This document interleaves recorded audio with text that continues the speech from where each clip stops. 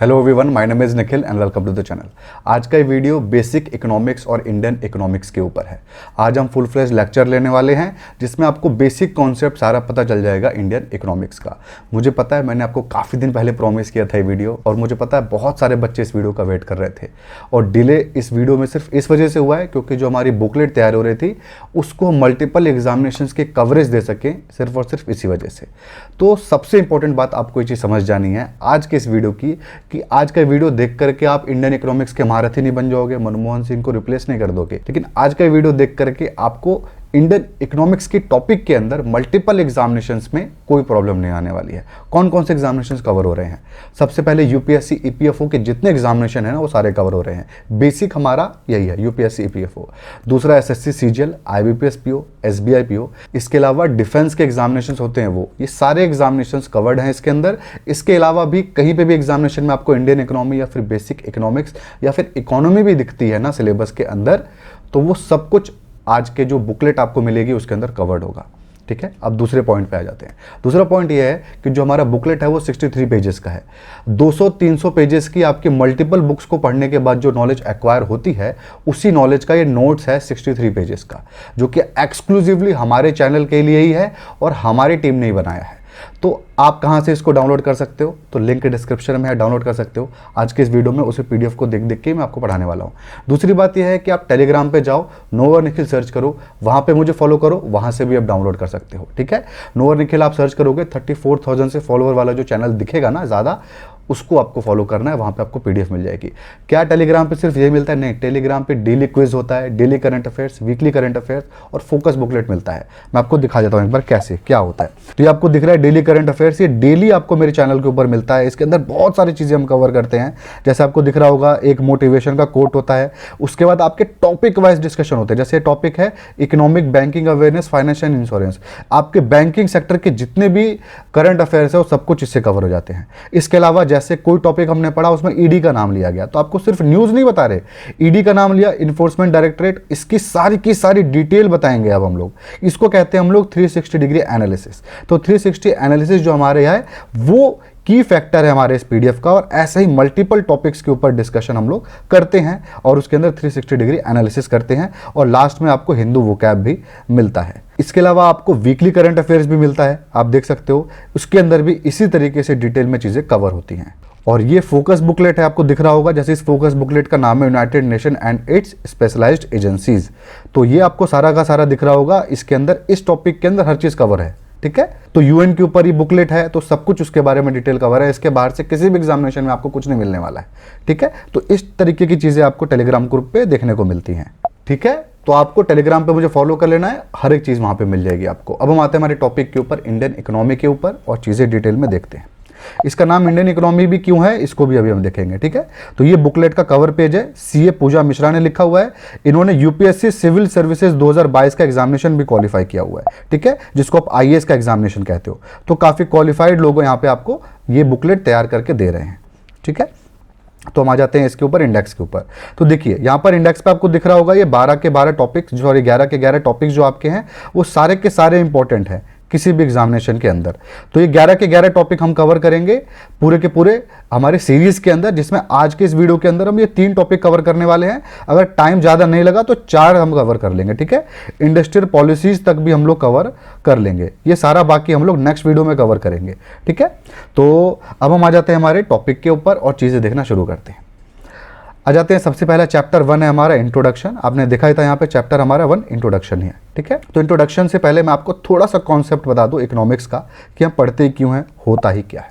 तो देखिए इकोनॉमिक्स, मैं आपको पहले बता रहा हूँ कि जो भी मैं चीज़ें बताऊंगा आपके एग्जामिनेशन सेंट्रिक बताऊंगा, ना कि आपको एग्जैक्ट नॉलेज दे।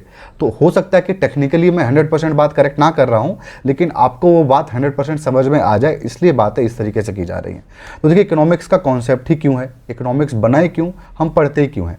हम पढ़ते ही इसको इसलिए क्योंकि जो रिसोर्सेज हैं उसकी स्कार्सिटी है, यानी वो रिसोर्सेज जो हैं वो कम है समाज में।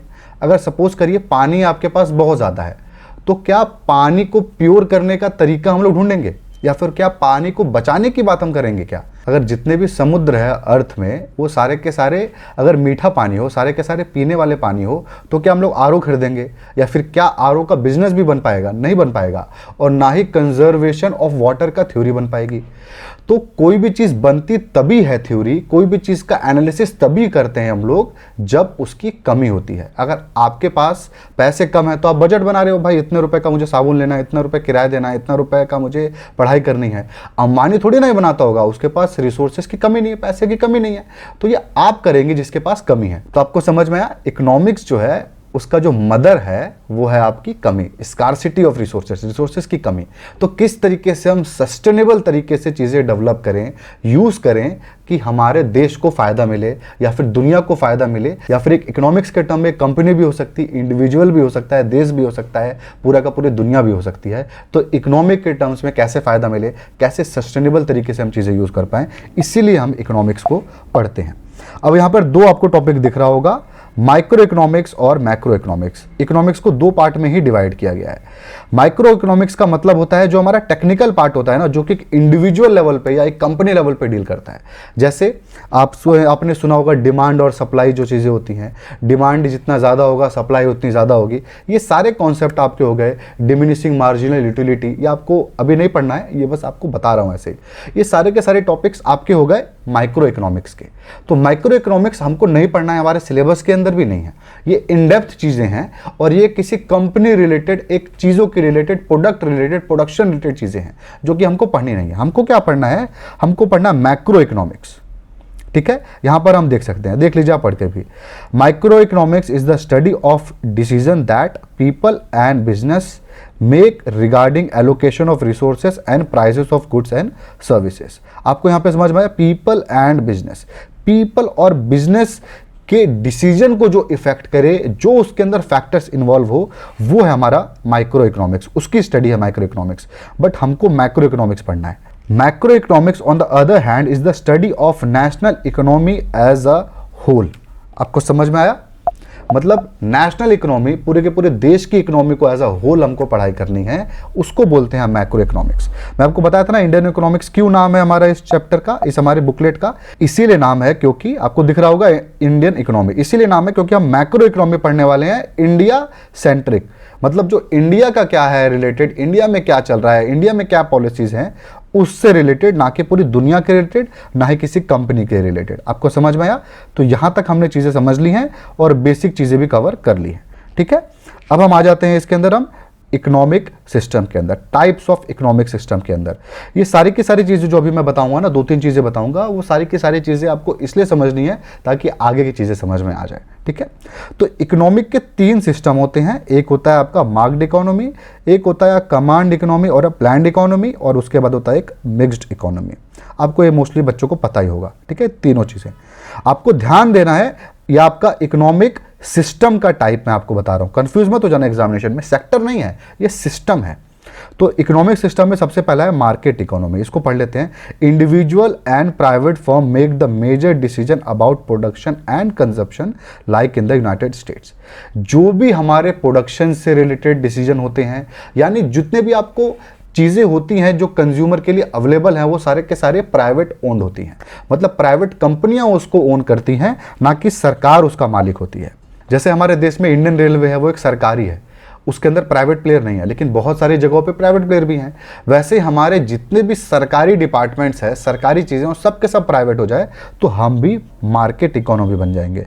इसका एग्जांपल यूनाइटेड स्टेट्स है। यूनाइटेड स्टेट्स जो होती है, जहाँ की सरकार होती है, वो कुछ भी ओन नहीं करती है, कोई भी प्रोडक्शन नहीं करती है, कुछ भी नहीं करती है, सब कुछ वहाँ पे प्राइवेट कंपनियाँ करती हैं। तो प्राइवेट कंपनी जो होती है वो डिसीजन लेती है सारे के सारे प्रोडक्शन का और कंजप्शन का। ठीक है, ये हो गया हमारा कंपनी रिलेटेड। अब इंडिविजुअल रिलेटेड देख लेते हैं। तो consumption is determined by individual decision about how to spend the wages. मतलब जो इंडिविजुअल होता है वो अपने सैलरी को कैसे खर्च करेगा, कहाँ खर्च करेगा, कितना खर्च करेगा, वो सब उसका फैसला होता है एक मार्केट इकोनॉमी के अंदर। ठीक है, इसका नाम दूसरा एक और नाम है इसका, लेसेज फेयर इकोनॉमी। ये आपके एग्जामिनेशन पॉइंट से काफ़ी ज़्यादा इंपॉर्टेंट है, इसको आप ज़रूर नोट करके चलिएगा। और ये पीडीएफ तो आपको पता ही है, लिंक डिस्क्रिप्शन में है, डाउनलोड कर लेना, वरना टेलीग्राम से आप कर सकते हो। तो ये आपने देख लिया मार्केट इकोनॉमी के बारे में। ठीक इसका अपोजिट है कमांड इकोनॉमी और प्लान्ड इकोनॉमी, कुछ भी आप नाम कह लो। इसके अंदर सब कुछ सरकारी होता है। जैसे हमारा रेलवे सरकारी है ना, ऐसे सपोज करिए कि जहां पे अभी आप नौकरी कर रहे होगे या फिर सोच रहे होगे प्राइवेट कंपनियां, जैसे टीसीएस हो, मारुति आपकी कार बनाती है, आपके टोयोटा कार बनाती है, सारी की सारी कंपनियां सरकारी हो, हर एक नौकरी सरकारी हो। देश में प्राइवेट नौकरी होगी नहीं, प्राइवेट कुछ होगा ही नहीं, सब कुछ सरकारी होगा, सब कुछ गवर्नमेंट ओन्ड होगा, प्रोडक्शन के डिसीजन सरकार ले रही होगी, डिसीजन लाइफ के भी सरकार ले रही होगी। तो इकोनॉमी से रिलेटेड तो हम कहेंगे कि वो एक कमांड इकोनॉमी है। इसका एग्जाम्पल क्या है? सोवियत यूनियन था 20वीं सेंचुरी के अंदर, जो कि अब टूट चुका है, रशिया बन चुका है। और इसका अभी का करंट एग्जाम्पल हमारा है क्यूबा और चाइना। आपको ये ध्यान रखना है, एग्जामिनेशन पॉइंट से इंपॉर्टेंट है। ठीक है, आपको समझ में आया? अब एक इंपॉर्टेंट पॉइंट क्या देखना है आपको कि जो भी देश इसमें से किसी भी एक पॉलिसी को फॉलो करेगा, या तो पूरा सरकारी बन जाए, पूरा प्राइवेट बन जाए, दोनों एंड में है। यानी एक एंड में पूरा सरकारी है, एक एंड में पूरा प्राइवेट है। क्योंकि प्रैक्टिकली इतना पॉसिबल होता नहीं है ये पोलराइजेशन, कि एक पोल की तरफ हम इकट्ठे हो जाएं। तो इसीलिए मोस्टली जो दुनिया के देश हैं वो इन दोनों का कॉम्बिनेशन है, जिसको हम बोलते हैं मिक्स्ड इकोनॉमी, जिसमें कुछ चीज़ें सरकारी भी होंगी और कुछ चीज़ें प्राइवेट भी होंगी। हम आ जाते हैं अब इसके ऊपर, यही पॉइंट यहाँ पे एक्सप्लेन किया गया है। तो मिक्स्ड इकोनॉमी यही होती है। मिक्स्ड इकोनॉमी का यहाँ पे पढ़ लेते हैं हम लोग। With elements of market and command both, most society todays operate as mixed economy, यही आपका यहाँ पे भी लिखा गया है। आ जाते हैं हम लोग थर्ड पेज के ऊपर। Perfect coordination between a command economy and a free market economy.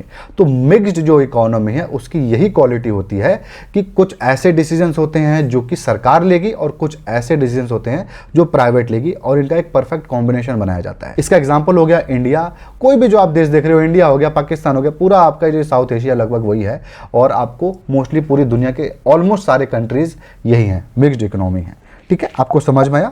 अब ध्यान से अब चीजें देखना। हम इससे पहले देखे थे यहां पर टाइप्स ऑफ इकोनॉमिक सिस्टम, अब हम देखेंगे यहां पे 4 सेक्टर्स ऑफ इकोनॉमी। ये बहुत इंपॉर्टेंट है, इस चारों सेक्टर के बहुत बार बार हमारे यूज आएंगे हर एक चीज में। ठीक है, ये आपने देख लिया अभी बेसिक पार्ट। अब हम आ जाते हैं इकोनॉमिक्स के सेक्टर के ऊपर। इकोनॉमिक्स के अलग अलग सेक्टर में डिवीजन है। डिवीजन इस सेक्टर में इसलिए है क्योंकि अलग अलग तरीके से पैसा आता है, इसलिए डिवीजन को बनाया गया है पैसे के पॉइंट ऑफ व्यू से। ठीक है, हम देख लेते हैं। देखिए, सबसे पहला है हमारा प्राइवेट सेक्टर, मतलब all the enterprises owned by the private individual और group of individuals which are not owned by the government. तो जितने भी आपके कंपनी हो गई, प्रोपराइटरशिप हो गया, चाहे आपका पार्टनरशिप फॉर्म हो गया, जितनी भी एंटिटी हो गई ना बिजनेस से रिलेटेड जो कि सरकारी ना हो, वो सब कुछ हमारा प्राइवेट सेक्टर के अंदर आ गया। दूसरी तरफ जो भी सरकारी होगा वो सरकारी हो गया, हमारा गवर्नमेंट सेक्टर के अंदर आ गया, जैसे पीएसयू हो गया हमारा। समझ में आया आपको?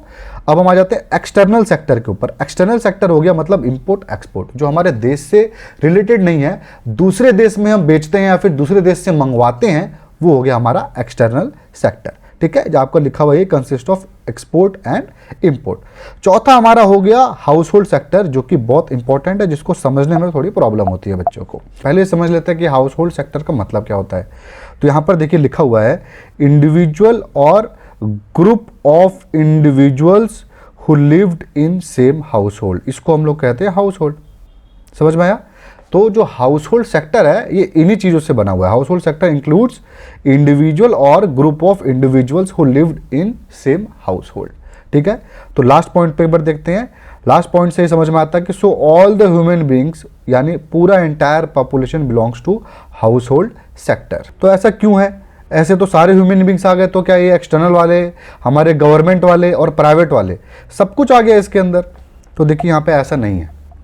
होता क्या है, एक आदमी जो कंपनी के अंदर काम कर रहा है, सपोज कि आप एक कार मैन्युफैक्चरिंग कंपनी के अंदर काम करते हो, जैसे मेरा भाई मारुति सुजुकी के अंदर काम करता है, लेकिन जब उसको कार कभी खरीदनी होगी और उसने मारुति की या कोई भी कार ले, तो वो कार भी लेगा और वो काम भी एक कार मैन्युफैक्चरिंग कंपनी के अंदर करता है। तो एक आदमी कंज्यूमर भी है और एक प्रोडक्ट का इनपुट भी दे रहा है। हो सकता है कि वो कंपनी का मालिक भी हो, लेकिन दूसरी तरफ वो कंज्यूमर भी है, क्योंकि खाना भी वो खाएगा, जो उसको पैसे मिलेंगे वो उससे चीज़ें भी खरीदेगा, तो कंज्यूमर भी हो चुका है। तो इसलिए हम इस फैक्टर को यहाँ पे इंक्लूड करते हैं। ठीक है, अब देखिए यहाँ पर अब ध्यान से, On the other hand, household become consumer of goods and services produced by business sector. तो बिजनेस सेक्टर जो गुड्स बना रहे हैं, दूसरी तरफ वो उसका यूजर भी बन जाता है। ठीक है, आपको समझ में आया? अब यहां पर हम लोग देख लेते हैं ये पॉइंट, यहां पर चीजें और थोड़ी क्लियर होंगी। How does household sector contribute to economy? Supplying inputs to business. Input के अंदर मतलब वो काम भी करता है बिजनेस के अंदर, या फिर बिजनेस का मालिक भी हो सकता है, तो वो वहां पर एक इनपुट प्रोवाइड कर रहा है। दूसरी तरफ वो कंज्यूमर भी है गुड्स का, और तीसरी तरफ वो टैक्स भी पे कर रहा है, तो वो गवर्नमेंट के लिए भी चीजें दे रहा है, वहां पर भी पैसे दे रहा है, उनके लिए भी वो एक सोर्स है इनकम का। तो ये one of the most important sectors में से एक है जिसको हम लोग भूल जाते हैं। ठीक है, ये आपको ध्यान में रखना है। तो ये हो गया हाउस होल्ड सेक्टर। अब हम आ जाते हैं गुड्स के टाइप के अंदर। गुड्स का क्या मतलब होता है? गुड्स का मतलब होता है कि जो भी चीज बिक रही है वो गुड्स है। जैसे कि आप ये एक फोन के अंदर या फिर कंप्यूटर के अंदर देख रहे होगे ना, तो वो गुड्स हो गया, वो एक सामान हो गया जो बिक रहा है। आपने खरीदा है ना, वो बिक रहा था तभी खरीदा है, तो वो गुड्स हो गया। तो अब हम देख लेते हैं किस किस तरीके के गुड्स होते हैं। एक होता है इंटरमीडिएट गुड्स, मतलब these are the semi finished goods which have been produced by a process but cannot be used as it is। मतलब क्या है इंटरमीडिएट गुड्स का? मतलब एक ऐसा प्रोडक्ट जो किसी एक प्रोसेस से बना है, लेकिन उसको हम फाइनल गुड्स के जैसे यूज नहीं कर सकते। मतलब ये मोबाइल के जैसे यूज नहीं कर सकते। जैसे आपके मोबाइल में एक प्रोसेसर लगा हुआ है, वो क्वालकॉम बनाती है या फिर मीडियाटेक बनाती होगी मोस्टली में, तो आप प्रोसेसर डायरेक्ट लेकर के थोड़ी ना घूमोगे, लेकिन वो प्रोसेसर आपके फोन में लगा और तब आपने यूज किया, तो जो आपका फोन हो गया वो फाइनल प्रोडक्ट हो गया, और जो प्रोसेसर हो गया वो आपका इंटरमीडिएट गुड्स हो गया। इसको और अच्छे तरीके से समझना होगा अगर आपको। तो देखिए, एक कार मैन्युफैक्चरिंग कंपनी मेटल की शीट्स खरीदती है, शीट मेटल बोलते हैं जिसको। तो शीट मेटल हम डायरेक्ट थोड़ी यूज कर सकते हैं। शीट मेटल हम घर में लेके क्या करेंगे, है ना? लेकिन उसी शीट मेटल से कार बनती है, तो हम कार यूज करते हैं। तो कार हो गया हमारा फाइनल गुड्स, फाइनल प्रोडक्ट, और शीट मेटल हो गया हमारा इंटरमीडिएट गुड्स, जो कि शीट मेटल खुद एक प्रोसेस से बना हुआ है, खुद फोर्ज किया जाता है। एक मेटल को, शीट मेटल को शेप दिया जा रहा है, उसकी एक अपनी अलग फैक्ट्री है, वो एक अलग टोटल काम कर रहा है, उसके लिए वो फिनिश गुड्स है। लेकिन कंज्यूमर के लिए, जो यूजर है, एंड यूजर है, उसके लिए वो नहीं है। समझ में आया आपको? तो कंज्यूमर के पॉइंट ऑफ व्यू से इंटरमीडिएट गुड्स और फाइनल गुड्स को बनाया गया है, ना कि बिजनेस के पॉइंट ऑफ व्यू से। ठीक है, आपको समझ में आया इंटरमीडिएट गुड्स। नेक्स्ट पे आते हैं हम लोग। और वैसे फाइनल गुड्स भी आपको समझ में आ गया होगा। फाइनल गुड्स के अंदर साफ साफ लिखा हुआ है, do not undergo any further transformation. यानी ऐसा कोई भी चीज जो उसके बाद कोई ट्रांसफॉर्मेशन नहीं हो रही है, उसके बाद कुछ नहीं लग रहा उसके अंदर, वो सीधा बिक रहा है। तो मोबाइल अपने आप में एक फिनिश्ड गुड्स है। ठीक है, तो फिनिश गुड्स के अंदर भी दो हो जाती हैं, एक होता है आपका कंजप्शन गुड्स, एक होता है आपका कैपिटल गुड्स। ठीक है, कंजप्शन गुड्स जैसे कि आपका खाना पीना हो गया, आप कुछ भी खाते पीते हो, या फिर कुछ भी आप यूज कर रहे हो, जैसे होम अप्लायंसेस हो गया, फर्नीचर हो गया, आपका फूड, फ्यूल, ये सब हो गया कंजप्शन के लिए। कंजप्शन मतलब यूज करके खत्म हो जाता है। कैपिटल गुड एक बार में या दो बार में। और जो आपका कैपिटल गुड होता है वो थोड़ा सा ड्यूरेबल होता है, जिसको आप एसेट भी बोलते हो, जिसका ड्यूरेबल आउटपुट होता है, कई साल तक उसका आउटपुट निकलता है। ठीक है, जैसे एग्जाम्पल क्या है, ट्रैक्टर है। ट्रैक्टर से आप एक बार ले लो, 10 साल तक आप खेत जोतते हो अपना, तो ये आपका एक हो गया कैपिटल गुड्स। अब आते हैं एक अलग कॉन्सेप्ट के ऊपर। अभी हम लोग जो भी कॉन्सेप्ट पढ़ रहे हैं ना, ये सब जरूरी हैं, सब एग्जामिनेशन में आपके आते हैं, ये सारे कॉन्सेप्ट जरूरी हैं, और आगे जो हम चीजें देखने वाले हैं उसको समझने के लिए भी जरूरी है। ठीक है, तो अब हम आ जाते हैं एक इंपॉर्टेंट कॉन्सेप्ट के ऊपर जो कि बहुत ज्यादा जरूरी है। गुड्स का पार्ट, इकोनॉमिक्स का बेसिक का पार्ट यहां खत्म हो जाता है। यहां पे अब थोड़ा सा जो भी हम चीजें देख रहे हैं, ये थोड़ा सा एग्जामिनेशन के पॉइंट ऑफ व्यू से और ज्यादा इंपॉर्टेंट हो जाता है, और हमारे कॉन्सेप्चुअली भी थोड़ा सा मुश्किल हो जाता है। तो अब हम आ जाते हैं pro cyclic and counter cyclic economic policies के ऊपर। इसके ऊपर हम इन डेप्थ में नहीं घुसेंगे। इन डेप्थ के अंदर हम घुसते हैं तो हमको फिजिकल डेफिसिट पढ़ना पड़ेगा, और फिर हम फिजिकल पॉलिसीज पढ़ पाएंगे जो कि प्रो साइक्लिक होगी और काउंटर साइक्लिक होगी। आपको समझ में नहीं आ रहा होगा फिजिकल वगैरह कुछ भी, आगे के चैप्टर्स में हम लोग देखेंगे। ठीक है, तो अभी आपको समझ में नहीं आएगा, इसलिए मोटा मोटी यहां पर बता दूं, और ये आपको बहुत बहुत ज्यादा एग्जामिनेशन में आता है, तो एक ये बहुत इंपॉर्टेंट टॉपिक हो जाता है। तो हम देख लेते हैं प्रो साइक्लिक पॉलिसीज क्या है। यहां पर हम प्रो साइक्लिक इंडिकेटर और वेरिएबल्स को देख करके एग्जांपल से समझेंगे कि पॉलिसी आखिर क्या होती है, जो कि प्रो साइक्लिक होती है और काउंटर साइक्लिक होती है। सबसे पहले हम पढ़ लेते हैं, any quantity that tends to increase in expansion and tends to decrease in recession is classified as procyclical. मतलब सपोज करो लेमन भाषा में, अगर इकोनॉमिक बढ़ रही है, देश बढ़ रहा है, तो जो हमारी प्रो साइक्लिक पॉलिसी नहीं, प्रो साइक्लिक फैक्टर्स होंगे वो भी बढ़ेंगे। पॉलिसी के बारे में बात करेंगे अभी, लेकिन वो फैक्टर्स भी बढ़ रहा है। मतलब ऐसी कोई चीज जो इकोनॉमी के बढ़ने से भी बढ़ रही है, जैसे आपके पास आया हुआ पैसा, आपकी सैलरी, इकोनॉमी देश की बढ़ेगी, आपके कंपनी की भी इकोनॉमी बढ़ेगी, और फिर उसका प्रॉफिट ज्यादा होगा तो आपको भी सैलरी ज्यादा मिलेगा, है ना। ठीक है, तो आपका ये प्रो साइक्लिकल प्रोसेस हो गया। मतलब चीजों के बढ़ने से जो आपका सैलरी बढ़ रही है तो ये प्रो साइक्लिक हो गई आपकी सैलरी। वैसे ही अगर आपका रिसेशन आ रहा होगा, इकोनॉमी नीचे जा रही होगी, या फिर आपकी कंपनी का प्रॉफिट कम हो रहा होगा, तो आपकी चीजें कम होगी, आपकी सैलरी नहीं बढ़ेगी। तो जैसे चीजें कम हो रही हैं तो ये भी कम हो रहा है, और बढ़ रही हैं तो ये भी बढ़ रहा है, तो ये आपका प्रो साइक्लिक हो गया। काउंटर साइक्लिक के अंदर क्या होता है, अगर इकोनॉमी बढ़ रही होती है तो ये चीजें कम हो रही होंगी, ये फैक्टर्स कम हो रहे होंगे। दूसरी तरफ इकोनॉमी अगर नीचे जा रही होगी तो ये फैक्टर बढ़ रहे होंगे। ठीक है, जैसे अनएम्प्लॉयमेंट। अगर इकोनॉमी बहुत अच्छी हो रही है, बहुत फुलफिलमेंट हो रही है, प्रोडक्शन बढ़ रहा है, हर एक चीज बढ़ रहा है, इंपोर्ट एक्सपोर्ट बढ़ रहा है, इंपोर्ट नहीं एक्सपोर्ट बढ़ रहा है, प्रोडक्शन बढ़ रहा है, सर्विसेज बढ़ रहे हैं, हम आउटसोर्स कर रहे हैं चीजों को, तो क्या होगा, ऑब्वियसली एम्प्लॉयमेंट जो है हमारे देश में बढ़ेगा तो अनएम्प्लॉयमेंट कम होने लगेगा। तो इकोनॉमी के बढ़ने से अनएम्प्लॉयमेंट कम होता है। ठीक है, और इकोनॉमी जैसे कम हो रही होगी, रिसेशन में जा रही होगी, तो एम्प्लॉयमेंट जो है वो हमारा कम हो रहा होगा और अनएम्प्लॉयमेंट बढ़ रहा होगा। तो जो अनएम्प्लॉयमेंट आपका हो गया वो काउंटर साइक्लिकल हो गया। समझ में आया आपको क्या है मोटा मोटी काउंटर साइक्लिकल और प्रो साइक्लिकल। अब हम पढ़ लेते हैं और अच्छे से समझ में आएगा अब हमको। तो अब हम देख लेते हैं। तो यहां पर हमारा सामने है प्रो साइक्लिकल पॉलिसीज लिखा हुआ है। Any quantity that tends to increase in expansion and tends to decrease in recession is classified as procyclical. बहुत सिंपल है। उसके बाद आपका gross domestic product GDP is an example of procyclical economic indicator. GDP अगर जैसे economy अगर बढ़ती है, अच्छी होती है, तो जीडीपी भी बढ़ेगा। तो जीडीपी एक इंडिकेटर हो गया प्रो साइक्लिकल इकोनॉमी का। आपको समझ में आया। अब इसको पढ़ लेते हैं। Many stock prices are also procyclical because they tend to increase when the economy is growing quickly. समझ में आया आपको। इकोनॉमी बढ़ रही है तो आपका स्टॉक मार्केट भी बढ़ रहा है, ये भी प्रो साइक्लिकल है। काउंटर को पढ़ते हैं। Any economic quantity that is negatively related with the overall state of economy is said to be countercyclical. यही मैं आपको एक्सप्लेन किया अभी। That is quantity that tend to increase when the overall economy is slowing down are classified as countercyclical. Unemployment is an example of countercyclical variable. ठीक है, अब इसको समझ में नहीं आ रहा होगा आपको कि पॉलिसी फिर क्या है इसके अंदर। तो देखिए इसको समझना भी मुश्किल है। जब हम फिजिकल डेफिसिट वाला चैप्टर पढ़ेंगे ना, तो आपको एक बार और मैं इसके बारे में बता दूंगा। अभी आप ये समझ के चलिए कि ऐसी पॉलिसीज, सपोज करिए हमारे देश में इकोनॉमी थोड़ी डाउन चल रही है, तो जो हमारे कंज्यूमर है, जो हमारे लोग हैं, उनकी परचेज पावर कम हो चुका है, तो हम क्या करेंगे, टैक्सेस कम कर देंगे। तो ये कि पॉलिसी लेके आई ना सरकार के, टैक्स कम कर देंगे। टैक्स कम करने से क्या होगा, जो हमारे लोग हैं, जो टैक्स पेयर्स हैं, जो इनकम जनरेट कर रहे हैं, उनके पास पैसा ज्यादा आएगा तो ज्यादा खर्च करेंगे, तो इकोनॉमी के अंदर ज्यादा पैसा सर्कुलेट होगा। आपको समझ में आया। तो ये एक पॉलिसी बनाई सरकार ने जो कि प्रो साइक्लिकल है। ठीक है, तो इस तरीके से आपकी पॉलिसीज होती है। आपको समझ में वैसे आ ही गया, कुछ और नहीं होना चाहिए इसके अंदर बचा हुआ। तो चलिए अब हम आ जाते हैं हिस्टोरिकल डेवलपमेंट। ये जो टॉपिक है ये हमारा एग्जामिनेशन पॉइंट ऑफ व्यू से और ज्यादा इंपॉर्टेंट है। ऊपर वाला भी था, ठीक है, और नीचे वाला भी है।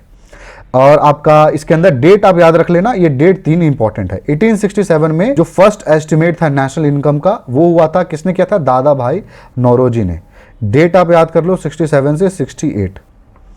और कौन सी किताब थी, किताब का नाम था poverty and un British rule in India.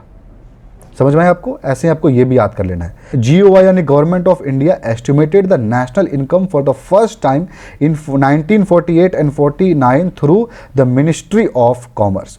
Bharat सरकार ने कब किया था, तो 1948 में हुआ था, यानी आज़ादी के अगले साल। ठीक है, उसके बाद 49 में क्या हुआ था, national income committee was set up in 1949। तो चेयरमैन कौन था, डॉक्टर PC मलनोबिस, जो भी इसका मतलब नाम होगा, सॉरी गलत प्रोनाउंसिएशन के लिए। ठीक है, तो ये चीजें आपको याद रखनी है। जो ये पॉइंट थे हमारे यहाँ पे बहुत इंपॉर्टेंट आपके ये है। और मैं आपको ये चीज बता दूं, जब ये वीडियो डलेगी इसी की रात को 8:30 बजे आपको इकोनॉमिक्स का क्विज होगा टेलीग्राम के ऊपर, इसी PDF के ऊपर जो मैं पढ़ाऊंगा उतने ही पार्ट से। तो आप उसको जरूर दें। आपके 10 टोटल क्वेश्चन होंगे, आपको 10 के 10 जो मैं पढ़ाऊंगा आज इसी के बेसिस पे होंगे, कुछ बाहर से नहीं होगा। ठीक है, तो आप टेलीग्राम पे फॉलो करके उन क्विज को जरूर दे दें। चलिए अब हम आ जाते हैं चैप्टर 2 के ऊपर, जो कि हमारा macro economic variables. Macro economic के अंदर हम वेरिएबल देखने वाले हैं। हम माइक्रो पढ़ ही नहीं रहे हैं, हम मैक्रो ही पढ़ रहे हैं। सब कुछ मैक्रो ही था इसके अंदर। जो हमने पुराना पढ़ा, अभी पहले हमने देखा, वो मैक्रो को पढ़ने के लिए बेसिक कॉन्सेप्ट था। अब हम लोग पढ़ रहे हैं मैक्रो इकोनॉमिक्स अच्छे से। तो जीडीपी आप लोग रोज सुनते होंगे, ठीक है, जीडीपी देश की इतनी हो गई है, 3% 5%, कोरोना के समय पे माइनस में चली गई थी, चाइना की इतनी है उतनी। यार है क्या जीडीपी? आज आपको अच्छे से समझ में आने वाला है। जीडीपी का मतलब होता है ग्रॉस डोमेस्टिक प्रोडक्ट, और जो नाम है वही इसका एक्चुअली में मतलब है, जो इसका एब्रीविएशन है। तो क्या है इसका मतलब? The total final value of goods and services. अब आपको समझ में आएगा कि मैं क्यों इतनी सारी चीजें आपको पढ़ाया।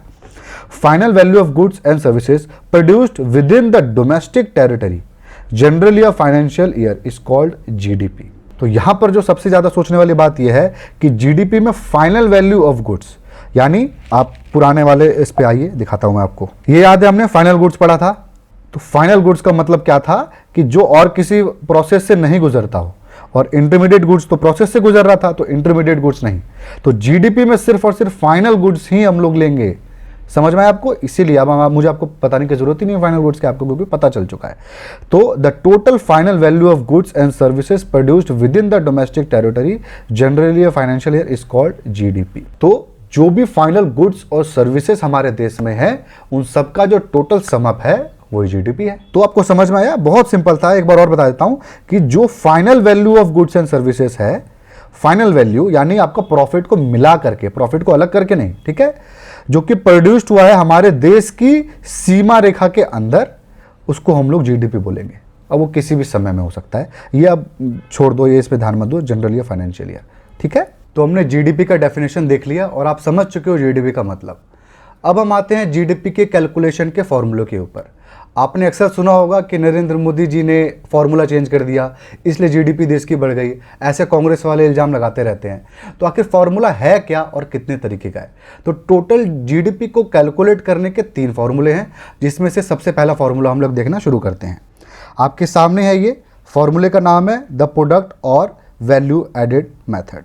ये जीडीपी के डेफिनेशन के सबसे करीब कैलकुलेशन करने का तरीका। इसके अलावा 2 हमारे और हैं, एक आपका एक्सपेंडिचर है और दूसरा इनकम है। सबसे पहले इसको हम देखते हैं, ठीक है। सबसे पहले टैक्स समझ लीजिए। We calculate the aggregate annual value of goods and services produced by all the firms in an economy, ठीक है। तो सेम है, जो आपको जीडीपी का डेफिनेशन था वो यहां पर एकदम सेम है। तो हमारे फाइनल जितने भी वैल्यू थे गुड्स और सर्विसेज के, उनको हम एग्रीगेट कर देते हैं तो हमारे जीडीपी की वैल्यू आ जाएगी। इसको अच्छे से समझते हैं एक एग्जाम्पल से। ये आपके सामने एक एग्जाम्पल है, मैं इसे नॉर्मल भाषा में समझाता हूँ। एक हम लोग लेके चलते हैं किसान जो गेहूं की खेती करता है, ठीक है, और एक है बेकर, एक बेकरी वाला है जो कि ब्रेड बनाता है। अब जब हम इकोनॉमिक्स को पढ़ते हैं ना, तो एक वर्ड हमेशा यूज होता है सिट्रिस पैरेबस। सिट्रिस पैरेबस का मतलब होता है all other things remains constant. ऐसा हम इसलिए यूज़ करते हैं कि अगर जब भी हम इकोनॉमी में किसी भी चीज़ की स्टडी करने चले जाएं और कुछ भी हम लोग स्टडी करने लगे, तो बहुत सारे वेरिएबल्स होते हैं जहां इफेक्ट कर सकते हैं चीज़ों को। कैसे? अगर मैं कैलकुलेट करने लग जाऊं जीडीपी, तब तक आप बोलो कि भाई हमला कर दिया पाकिस्तान, अब कैसे होगा? तो ऐसी चीज़ें हम नहीं कैलकुलेट कर सकते। ऐसे हम कोई भी एब्सोल्यूट वैल्यू नहीं कैलकुलेट कर सकते हैं। तो हम बाकी सारी चीज़ें हैं उसको कांस्टेंट लेकर के चलते हैं। मतलब वो चीज़ें चेंज नहीं हो रही हैं, और जिनके बारे में हम बात कर रहे हैं, जिन चीज़ों के बारे में हम बात कर रहे हैं, सिर्फ और सिर्फ वही चेंज हो सकती है, ठीक है। तो अब आ जाओ स्क्रीन के ऊपर। तो हमने ये देख लिया कि जो फार्मर है सिर्फ और सिर्फ गेहूं की खेती करता है, और जो हमारा बेकर है वो बनाता है ब्रेड, ठीक है। अब हम लोग आ जाते हैं यहाँ पे एग्जाम्पल के ऊपर, वैल्यू के ऊपर। आप फॉर्मूले देख के मत डरिए, आपसे कोई कैलकुलेशन नहीं कराने वाला है जीडीपी का, बट ये कॉन्सेप्चुअली आपको समझ में तभी आएगा जब इसको एक इक्वेशन के फॉर्म में आप देखोगे। और हाँ ठीक है, यहाँ पे आ जाते हैं। तो देखिए, फार्मर जो है वो 100 रुपये का गेहूं की पैदावार करता है, जिसमें वो 50 रुपये का गेहूं खुद यूज़ करता है और 50 रुपये का गेहूं उस बेकरी वाले को बेच देता है, ठीक है। तो 100 रुपये का टोटल व्हीट का प्रोड्यूस वो कर रहा है। अब बेकरी वाला क्या करता है? बेकरी 50 रुपये का गेहूं खरीदता है और उससे 200 रुपये का ब्रेड बना करके बेचता है। तो यहाँ पे वैल्यू एडिशन कितना किया उसने? 50 रुपये का गेहूं था, 150 रुपये का वैल्यू एडिशन किया। और एक तरीके से देखा जाए तो फार्मर ने सिर्फ और सिर्फ 50 रुपये का वैल्यू एडिशन किया जो कि उसने बेचा, बल्कि ऐसा नहीं है। अब चीज़ें हम लोग एक दूसरी नज़रिए से देखने वाले हैं। मैं इजीली आपको ये मैथमेटिकली कैलकुलेट करके बता सकता हूँ कि 200 रुपये ब्रेड है, 50 रुपये माइनस कर दो जो खरीदा था, तो 150 हो गया। और ये 100 कैसे हो गया? क्योंकि उसने 50 रुपये का जो गेहूँ खुद खाया वो कहीं ना कहीं से तो खरीदता। तो 50 रुपये वो, और 50 का बेचा तो 100 रुपये हो गए। जबकि ऐसा नहीं है, आपको दूसरे एंगल से समझना पड़ेगा, जीडीपी के डेफिनेशन के थ्रू समझना पड़ेगा, ताकि आपका कॉन्सेप्ट क्लियर हो। और जो आपके क्वेश्चंस आते हैं ना, जिसमें ऑप्शन आपको चूज करना पड़ता है कि 1, 2, 3 में से कौन करेक्ट है, या फिर 1 और 2 में से कौन करेक्ट है, उसके अंदर जो आंसर्स बहुत पास होते हैं, तो जिसका कॉन्सेप्ट अच्छा होगा वो ही उसको क्लियर कर पाएगा। तो अब ध्यान से देखिए यहाँ पर क्या हो रहा है। सबसे पहले आपको ये समझ के चलना है कि किसान को खेती करने वक्त हम ये मान के चल रहे हैं कि सिर्फ और सिर्फ शारीरिक श्रम लग रहा है उसका, यानी सिर्फ और सिर्फ फिजिकल लेबर लग रहा है। ये यहाँ पर लिखा हुआ है, assume that the farmer who produces wheat do not require any output other than physical labour, sorry any input. मतलब पैसे नहीं लग रहे, सिर्फ और सिर्फ फिजिकल लेबर लग रहा है। सिट्रस पैरिबस है यहाँ पे भी, कि बाकी चीज़ें कॉन्स्टेंट रहें, तब हम इसकी इकोनॉमिक्स को समझ पाएंगे, जीडीपी की। ठीक है, तो आपको समझ में आ गया कि यहाँ पे जो किसान है वो सिर्फ यही कर रहा है, और ब्रेड बनाते वक्त भी जो बेकरी वाला है उसका गेहूं के अलावा और कुछ भी यूज़ नहीं हो रहा। ठीक है, और बाकी चीज़ों में उसका 1 रुपया नहीं खर्च हो रहा, सिर्फ और सिर्फ गेहूं से ही वो बना दे रहा है। ये भी यहाँ पर लिखा हुआ है यहाँ पे। ठीक है, ये चीज़ आपको समझ में आ गई। अब हम लोग दूसरे नजर से देखते हैं। जीडीपी के फॉर्मूले में क्या हमने देखा था कि जो भी फाइनल गुड्स था, याद करिए मैंने आपको फाइनल गुड्स पढ़ाया हुआ है। ठीक है, आपने देखा होगा इंटरमीडिएट गुड्स और फाइनल गुड्स। तो जीडीपी में हम फाइनल गुड्स को ऐड करते हैं, ना कि इंटरमीडिएट गुड्स को ऐड करते हैं। अब आते हैं हम इसकी इक्वेशन के ऊपर, अब अच्छे से समझेंगे। मैं स्क्रीन से हट जाता हूं। अब आप देखो यहाँ पे 200 रुपए का यहाँ पे टोटल बेकरी वाले ने बेचा, तो वैल्यू एडिशन उसने सिर्फ और सिर्फ 150 रुपए का इसलिए किया क्योंकि वो सामान जो 50 रुपए का था वो इंटरमीडिएट गुड्स था, और जीडीपी की कैलकुलेशन में इंटरमीडिएट गुड्स का तो यूज ही नहीं करते। तो सिर्फ और सिर्फ 150 रुपया जो इसके अंदर है वो ही फाइनल गुड्स है, इंटरमीडिएट गुड्स हम इसमें माइनस कर चुके हैं। तो किसान वाले के अंदर क्या होगा, किसान 100 रुपए का टोटल गेहूं पैदा कर रहा है, 50 रुपए का खुद खा रहा है। याद है, कंजप्शन भी जीडीपी का पार्ट है। हम याद है हाउस होल्ड वाला पढ़े थे, यहीं पर वो यूज हो रहा है। हाउस होल्ड का इंपॉर्टेंस आप समझ रहे हो। एक किसान जो गेहूं खरीद के खुद खा रहा है, मतलब सॉरी गेहूं पैदा करके खुद खा रहा है, वो खरीद के भी खाता, भूखा तो नहीं मरता। तो 50 रुपए का गेहूं अगर वो खरीदता या फिर खुद का बना करके खाया, वो कंजप्शन का पार्ट है हमारे जीडीपी का। तो आपको समझ में आया कि कंजप्शन का पार्ट होने की वजह से वो फाइनल गुड्स है, वो इंटरमीडिएट गुड्स नहीं है, फाइनल गुड्स है जो कि कंज्यूमर यूज कर रहा है। ठीक है, उसके अंदर कोई बदलाव, कोई चेंजेस की जरूरत नहीं है। तो इसी वजह से ये 50 रुपए भी हमारा फाइनल गुड्स हुआ और जीडीपी में इंक्लूड हुआ, और ये 50 रुपए जो वो बेचा वो उसका फाइनल गुड्स था। ठीक है, वो नेक्स्ट प्रोसेस का इंटरमीडिएट गुड्स था, तो वो माइनस करेगा, इसका ये फाइनल गुड्स है। ये आपको समझना है, ये काफी कॉन्सेप्चुअल चीज थी। तो इस वजह से 250 की वैल्यू आ गई, तो 250 हमारा जीडीपी हो गया। समझ में आया, इस तरीके से कैलकुलेट करना होता है। यहां पर देखो आप, value addition does not depend on whether the farmer is selling the wheat in the market or consuming himself. ये चीज यहां पे लिखित में लिखी गई है। Value addition is basically the value price that somebody's work will fetch in the market and it does not, sorry it also includes profit. Profit का इसके अंदर कोई लेने देना नहीं होता है कि प्रॉफिट हटा दे। वैल्यू एडिशन के अंदर प्रॉफिट भी आता है, कॉस्ट भी आता है, सब कुछ आता है। ठीक है, बस इंटरमीडिएट गुड्स नहीं आते हैं। होता क्या है ना, अगर आप इंटरमीडिएट गुड्स भी मान लो ऐड कर देते तो यहां पे हमारी वैल्यू 300 हो जाती है। तो सोचिए जीडीपी हमारी गलत हो गई। गलत कैसे हो गई हमारी जीडीपी? गलत इस वजह से हो गई हमारी जीडीपी क्योंकि यहां पर हमने 50 रुपए का जो किसान ने बेचा ब्रेड वाले को, और फिर जो ब्रेड वाले का भी हम टोटल हम 200 ऐड कर ले, तो 50 रुपए 2 बार ऐड हो गया, एक बार किसान की तरफ भी और यहां पे भी। तो जीडीपी की वैल्यू हमारी खराब हो गई। इसीलिए हम इंटरमीडिएट गुड्स को नहीं रखते हैं, सिर्फ और सिर्फ फाइनल गुड्स को रखते हैं। तो ये आपको समझ में आ गया। नेक्स्ट पेज पे देख लेते हैं। हाँ, तो ये चीज़ और आपकी एक्सप्लेन करके लिखी गई है। Out of ₹100 wheat produced by the farmer only 50 wheat consumed by the farmer which is final good. ये लिखा हुआ है यहाँ पे, और यही सारी चीज़ें यहाँ पे लिखी हुई हैं। And GDP takes the final value of goods and services produce in the market. इनके ऊपर बहुत सारे क्वेश्चन आपके बन सकते हैं। किस तरीके के? जिसके अंदर आपके पास ऑप्शंस होंगे और सबसे ज़्यादा करेक्ट ऑप्शन आपको चूज करना पड़ेगा, या फिर कई मल्टीपल करेक्ट ऑप्शन होंगे, वो भी आपको चूज करने पड़ सकते हैं। ठीक है, तो ये हमने देख लिया वैल्यू एडेड मेथड। अब हम आते हैं नेक्स्ट मेथड के ऊपर, जो कि है एक्सपेंडिचर मेथड। एक्सपेंडिचर का जो मतलब होता है वो होता है हमारा एक्सपेंस, कि हमारा कहाँ कितना खर्चा हो रहा है। जैसे आपसे कोई पूछे कि भाई आपकी गाड़ी के तेल का आपका एक्सपेंडिचर क्या है, तो आप बोलोगे 2000 रुपये। 2000 रुपये खर्च होता है मेरी गाड़ी के तेल में। तो ये एक्सपेंडिचर का मतलब है, और एक्सपेंडिचर मेथड में हम एक्सपेंडिचर के एग्रीगेट को कैलकुलेट करके जीडीपी निकालते हैं। आप इसको इस तरीके से लेके चलो कि आपके जितने भी सेक्टर्स थे ना, उन सबके अगर हम खर्चे जोड़ लें तो भी तो हम कैलकुलेट कर सकते हैं हमारा जीडीपी। समझ रहे हो आप? जैसे आप अपने हाउस होल्ड में घर के अंदर जितने भी खर्चे हैं उसको अगर आप जोड़ लो तो वही आपका जीडीपी हो गया घर का। समझ में आ रहा है आपको? आइए देखते हैं। तो ये जो हमारा एक्सपेंडिचर है, देखिए यहाँ पे साफ साफ इसके डेफिनेशन में भी लिखा हुआ है, if we add the expenditure done by these 4 sectors. याद है ना ये सेक्टर्स आपके? हाउस होल्ड सेक्टर जो कि one of the most important में से एक था, उसके बाद गवर्नमेंट सेक्टर, प्राइवेट सेक्टर और एक्सटर्नल सेक्टर। एक्सटर्नल सेक्टर यहाँ पे क्यों इंक्लूड कर रहे हैं? एक्सटर्नल आपको याद है ना इंपोर्ट एक्सपोर्ट वाला था, वो यहाँ क्यों कर रहे हैं उसको मैं आपको बताता हूँ। बट ये 4 सेक्टर्स का on the purchase of final goods and services produce by the firm within the domestic territory then it shall be equal to the GDP of the country. ठीक है, तो एक्सपेंडिचर मेथड के अंदर हमारे 3 sector तो समझ में आते हैं, गवर्नमेंट, प्राइवेट और हाउस होल्ड।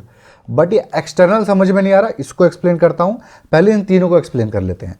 तो देखिए, आपका जो भी हाउस होल्ड का खर्चा हो रहा है जो कि सिर्फ और सिर्फ कंजप्शन गुड्स में होता है, तो ये फाइनल गुड्स हो गया, है ना? तो हम इसको ऐड करेंगे, ये एक्सपेंडिचर को ऐड करेंगे क्योंकि हम कैलकुलेशन कर रहे हैं यहाँ पे जीडीपी का।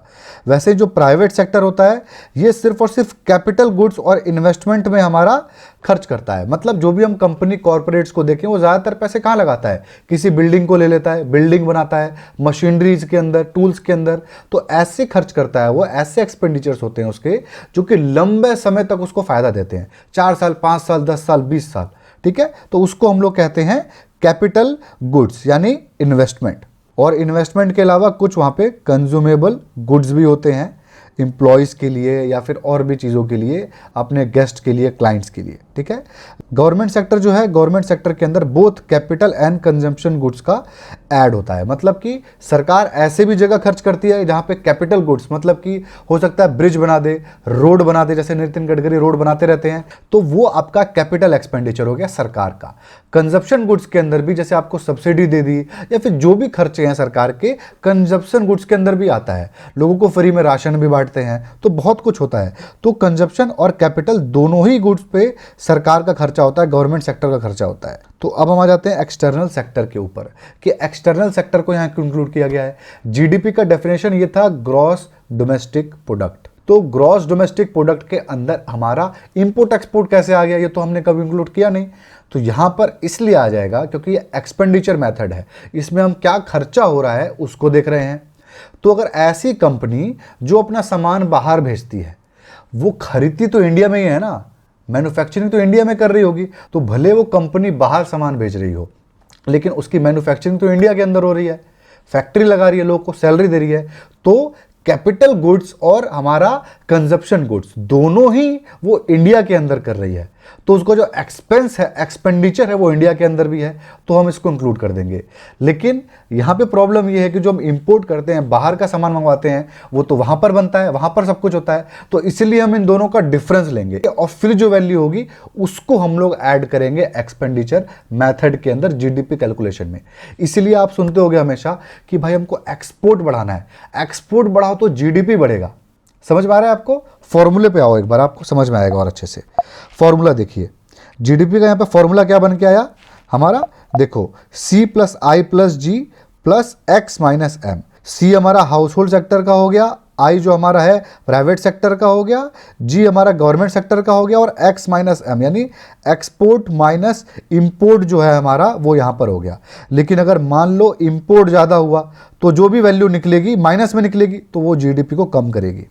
ये चीज़ आपको समझना है कि अगर हम बाहर के देशों से ज़्यादा सामान मंगवाते हैं तो हमारे जीडीपी कम होगी, लेकिन अगर ज़्यादा सामान बेचते हैं तो हमारी जीडीपी बढ़ेगी। इसीलिए चाइना की जीडीपी इतनी ज़्यादा है क्योंकि वो मैन्युफैक्चरिंग अपने देश में करता है लेकिन उनको बेचता दूसरे देशों के अंदर है, वो उसकी बहुत बड़ी पावर है।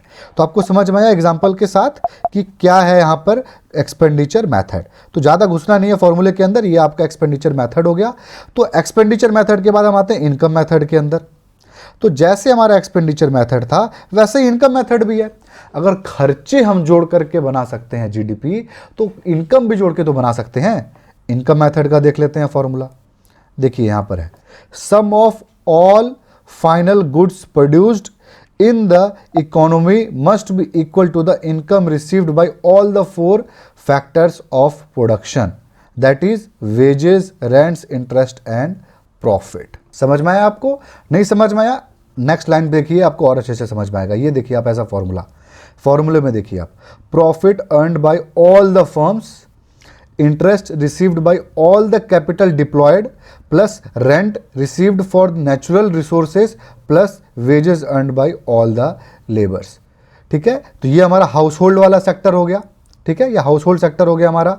ये हमारा गवर्नमेंट सेक्टर हो गया। Interest received by all the capitals deployed, जो ये है हमारा, ये हमारा प्राइवेट सेक्टर भी हो गया और गवर्नमेंट सेक्टर के अंदर भी आ गया। और ये profit earn by all the firm जो है, ये हमारा प्राइवेट सेक्टर हो गया। तो ये इसके अंदर हम सारे सेक्टर्स को काउंट कर लिए और उनकी इनकम को जोड़े, तो वो हमारा आ चुका था ये फॉर्मूला, और ये हमारा जीडीपी बन जाता है। अब यहाँ पर एक पॉइंट लिखा गया है। अब यहाँ पे पॉइंट क्या है, ध्यान से सुनिएगा। क्वेश्चन कैसा आएगा, आपको स्टेटमेंट दे देगा, पूछ सकता है करेक्ट है कि नहीं। जो हमारा एक्सपेंडिचर मेथड में हम एक्सपेंस कर रहे थे देश का कैलकुलेट, और दूसरी तरफ इनकम टोटल कर रहे थे, एग्रीगेट किए थे, दोनों इक्वल होने चाहिए ना। समझ में आ रहा है आपको?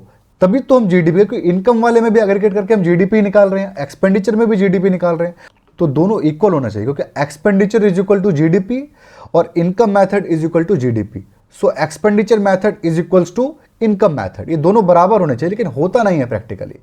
ये प्रैक्टिकली फिजिबल नहीं है। डाटा इतना गलत होता है एक्सपेंडिचर का और इनकम दोनों का, कि एग्जैक्ट वैल्यू निकालना पॉसिबल नहीं होता है। और ये यहाँ पर लिखा हुआ है, through GDP measured from either side should be equal. Since reliable data is not available for private consumption expenditure, there is always a difference in two way of measuring GDP। आपको समझ में आया? ये प्रॉब्लम है यहाँ पे। तो ये हो गया हमारा जीडीपी हमने देख लिया, 3 मेथड देख लिया, जीडीपी आपको समझ में भी आ गया होगा। तो इस वीडियो को, जो कि पार्ट 1 था हमारा बेसिक इकोनॉमिक्स का, इसको हम अभी खत्म करते हैं, क्योंकि 40-50 मिनट मुझे लग रहा है हो चुके हैं, या फिर ज़्यादा भी हो चुके होंगे। तो इस वजह से इसको अभी खत्म कर रहा हूँ, लेकिन 2 से 4 घंटे के बाद भी मैं अगला पार्ट भी तुरंत अपलोड कर दूंगा।